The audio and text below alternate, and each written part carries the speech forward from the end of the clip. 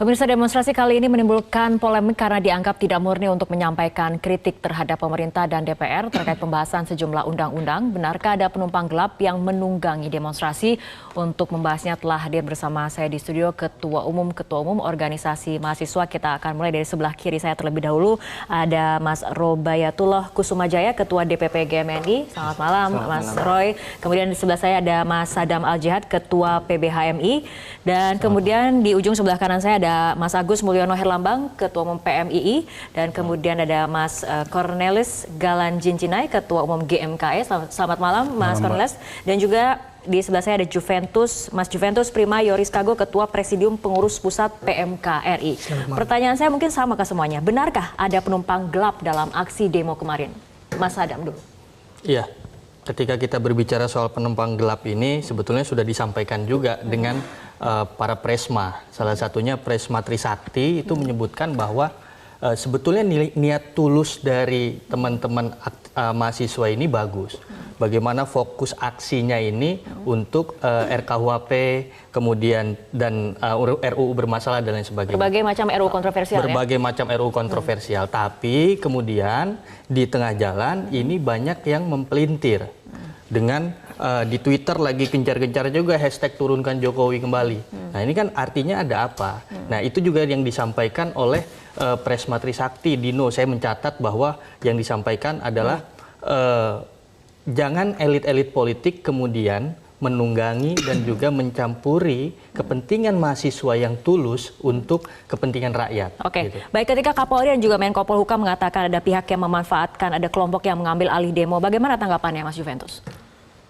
Saya pikir kalau saya melihat dalam logika publik ya secara umum, saya pikir kita tidak bisa terjebak dalam isu-isu yang kemudian berkembang sekarang bahwa ada penumpang gelap, ada kemudian pihak ketiga, pihak keempat, pihak kelima, ada kelompok elit yang mencoba untuk masuk dalam persoalan ini.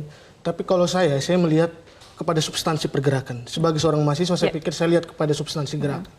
Jangan sampai kemudian saya melihat ada upaya untuk kemudian menggeser apa yang kemudian sudah diperjuangkan oleh mahasiswa beberapa hari terakhir. Kita perlu tahu, publik perlu tahu bahwa hari ini kita semua turut berduka sebagai teman-teman kelompok Cipayung Plus. Ada kader kita dari Ikatan Mahasiswa Muhammadiyah yang kemudian ditembak di Kendari dan meninggal dunia.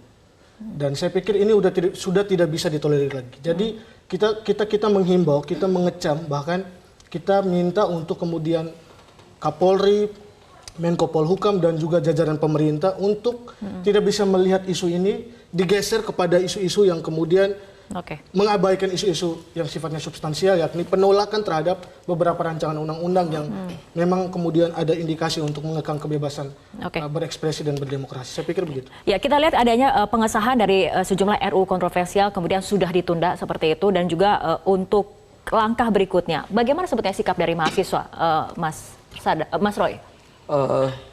Terkait sikap mahasiswa sampai hari ini saya rasa akan tetap sama, yaitu menolak ataupun menggagalkan RUU yang kemarin sudah dibatalkan oleh pihak DPR RI dan pemerintah. Saya kira ini cukup baik yang dilakukan karena ini juga menyetop gerakan ataupun membuat dingin suasana. Pemerintah dan DPR mengatakan akan membuka ruang publik untuk berdialog. Bagaimana kemudian, apakah itu akan dimanfaatkan atau akan menempuh jalur lain misalnya dari segi konstitusional untuk undang-undang yang memang sudah disahkan? Pertama, saya sangat mengapresiasi apabila pemerintah dan DPR RI ingin mengundang kami, apalagi dari kelompok Cipayung, untuk terlibat dalam pembahasan RUU tersebut. Akan tetapi sejauh ini apakah kemudian merasa dilibatkan? Sampai hari ini belum ada. Sampai hari ini belum ada. Tentu nanti kami akan dorong sehingga proses dialektika di antara DPR dan pemerintah beserta kelompok Cipayung ini bisa terjadi. Oke, Mas Agus, Mas Cornelis, tapi sebetulnya apakah kemudian dari para mahasiswa sendiri setuju adanya perubahan dalam undang-undang dari sejumlah undang-undang yang memang dianggap kontroversial ini? Jawabannya ditahan dulu karena kita harus ikuti jeda berikut.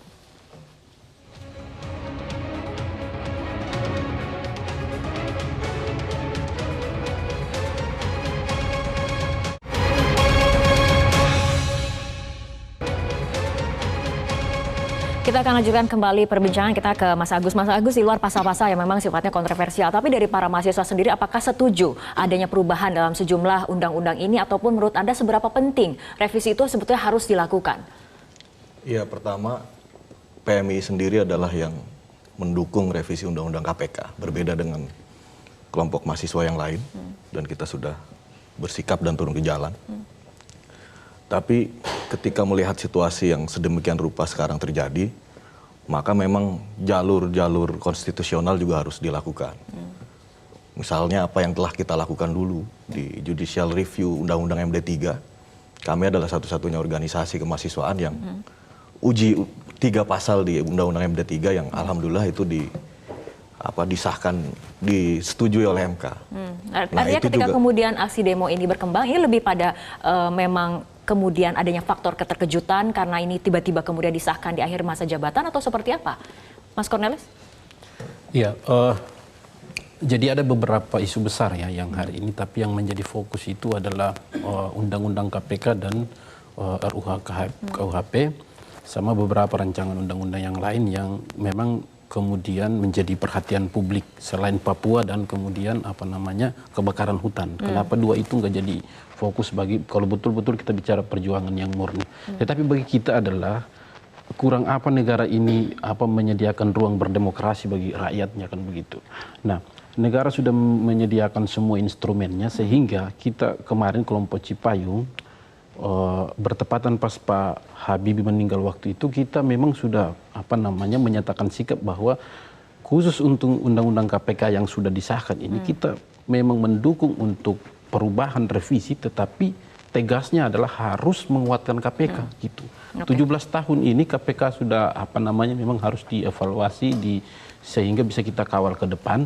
Pemberantasan korupsi ini juga menjadi musuh bersama rakyat, menjadi musuh bersama kita semua, sehingga harus dievaluasi dan dikuatkan gitu supaya. Baik, Mas Adam. Ya, saya kira terkait dengan rancangan undang KUHP ini memang harus kan Presiden juga sudah menundanya, sudah bersepakat dengan DPR, sudah menunda untuk bahkan bahasanya penundaan nanti kita lanjutkan di periode DPR berikutnya. Nah, oleh karena itu kita sebagai kelompok Cipayung, kita juga sangat punya harapan besar bahwa kita bisa terfasilitasi, bahkan kelompok-kelompok masyarakat lainnya harus terfasilitasi untuk bersama-sama berbicara soal RKUHP dan sebagainya, rancangan undang-undang bermasalah ini. Yang kedua, terkait dengan undang-undang KPK misalkan, undang-undang KPK yang sudah disahkan oleh DPR RI, ini juga kalaupun melakukan hal-hal untuk revisi dan sebagainya, ini harus melalui jalur-jalur konstitusional, jalur-jalur hukum, dan judicial review lah yang harus dilakukan ketika kita berbicara soal undang-undang KPK yang sudah disahkan. HMI akan melakukan judicial review, artinya ada kajian mengenai hal itu? Iya, artinya memang kita di daerah-daerah kita harus melakukan kajian ini. Kita harus melakukan kajian ini dan nanti kita bersama-sama, misalkan kita membuat temu mahasiswa hukum untuk berbicara soal judicial review. Jadi kalau saya lihatnya begini, soal rancangan undang-undang KPK yang kemudian sudah disahkan menjadi undang-undang KPK. Memang kemudian dalam perjalanan seperti yang Mas Agus sampaikan tadi, bahwa di internal kita masing-masing kemudian coba untuk mengkaji rancangan undang-undang yang kemudian sudah disahkan menjadi undang-undang KPK. Saya pikir memang banyak beberapa hal yang memang perlu untuk kemudian dikaji ulang, dan saya pikir seperti yang disampaikan oleh Tum Agus tadi, bahwa mungkin jalur konstitusional akan kita pakai ke depan. Paling tidak satu hal yang kita mau, bahwa jangan sampai ada upaya untuk pelemahan KPK karena itu sangat mengganggu agenda-agenda pemberantasan korupsi ke depan. Itu prinsip kita sebenarnya. Keterlibatan masyarakat ataupun mahasiswa seperti apa sebetulnya yang diinginkan ketika kemudian misalnya RUU kontroversial yang pengesahannya ditunda, kemudian pembahasannya akan dilanjutkan di periode berikutnya. Seperti apa sebetulnya keterlibatan para mahasiswa yang diinginkan? Kita akan bahas mengenai hal itu, tapi kita ikuti jeda berikut terlebih dahulu.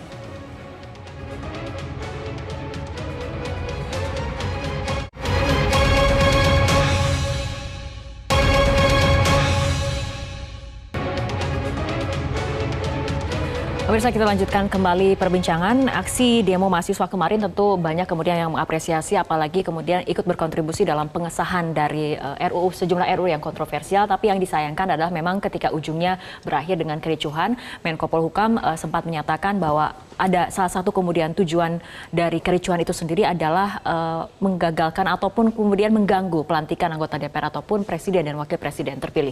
Apa tanggapannya, Mas Cornelius? Iya, memang sudah mengarah ke situ kita melihat, tetapi pertama dulu memang tentunya presiden sebagai pemimpin negara harus mendengar aspirasi rakyat juga untuk kemudian apa yang menjadi aspirasi itu kalau bisa memang diakomodir gitu.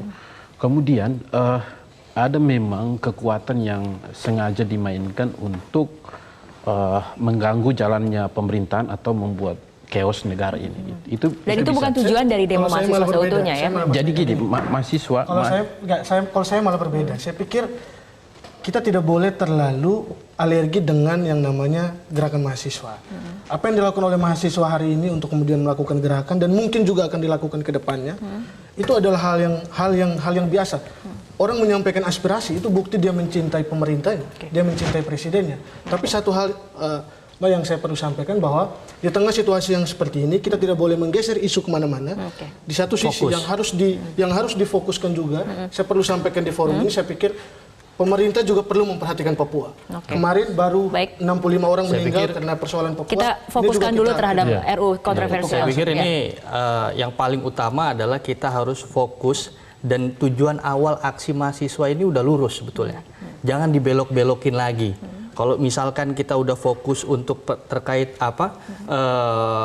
RKUHP dan sebagainya, itu pun sudah diterima. Dan artinya apa? Artinya nanti dibahas di periode DPR RI berikutnya. Nah, itu yang nanti kita sambungkan. Yang kedua terkait dengan Undang-Undang KPK, kalaupun ada permasalahan-permasalahan yang memang mengganjal secara gagasan dan sebagainya, kita bahas secara konstitusional.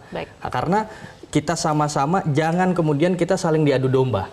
Kesian masyarakat. Baik, Mas Agus. Kalau saya menitik tekankan bahwa apa yang terjadi baru saja itu kader kita, sahabat Randi yang tertembak. Jadi jangan sampai ini menjadi lecutan baru, permasalahan baru.